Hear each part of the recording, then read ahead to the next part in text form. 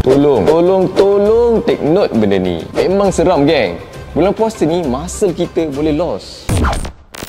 Ya, berita macam ni kalau disebarkan dekat budak-budak gym memang seram.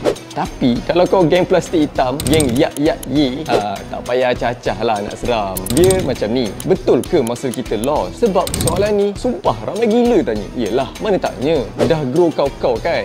Mestilah ada rasa kelabah sikit. Actually, bulan puasa ni masa kita tak adalah loss sangat pun. Yang penting, 3 benda ni korang jaga betul-betul. First, pergi gym macam biasa. Second, cukupkan protein intake. Third, recovery kena cukup. Fokus yang ni je, geng. Sebab 3 benda ni memang berkait rapat kalau tak nak muscle kita loss. Bayangkan, kita dah bulking gila-gila sebelum start puasa. Lepas tu, tiba-tiba kita nak stop pula. Dah kenapa? It's okay kalau kita nak reduce intensity training. Tapi kalau terus stop macam tu, rugi je, geng. So, bila dah boleh maintain pergi gym, kenalah ada protein intake. Apa? Susah? Apa yang susahnya?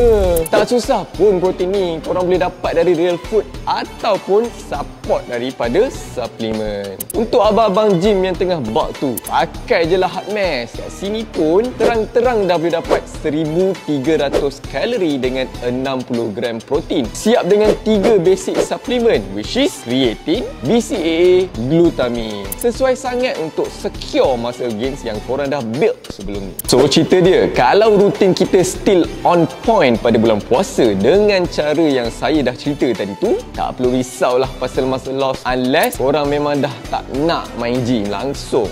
Dan yelah kalau macam tu. Jangan lupa share video ni. Hopefully dapatlah sama-sama kita belajar dari konten ni. Follow Fit First and selamat berbuka puasa, guys. Gerak pergi bazar lu.